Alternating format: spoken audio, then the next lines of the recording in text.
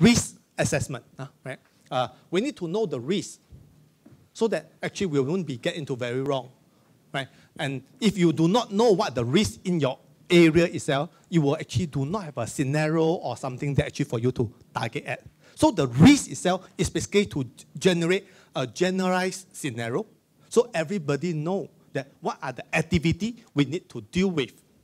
What are the things could go wrong, right? So you identify the risk, and in the risk identification, normally we will classify man-made risk, nature disaster, internal, external, so you do all different components, right? And hopefully it helps you to manage your risk better and then less likely actually for the crisis and those things to happen.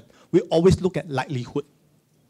Likelihood are based on the past statistic, something that happened before, right? We all know that something that happened before doesn't mean it will happen actually in the future, right? Every 10 years actually for financial crisis, if that really that accurate, I think by the time the 10 year, the 9 year and 11 months, everybody will sell all the property and share, right? Which is not true. So there's a certain cycle on the repeating itself, but there's some indication, only give you a broad idea, right? Likelihood and the impact. With the likelihood and impact, you can rank out what is the most likely risk, and you help you to rank on the risk what you need to manage.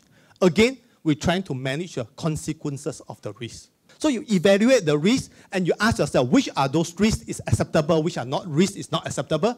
A good example of this is that few years ago when the Asia financial crisis, a lot of the business get affected because of exchange rate reason. Exchange rate, when the foreign currency changing too much, and your operation being affected. So you want to mitigate that risk in your contract with your vendor, with your customer, you probably need to put in place a clause.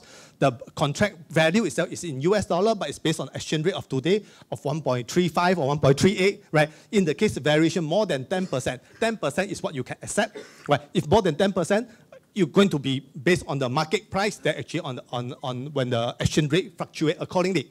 So that is to cover you, right?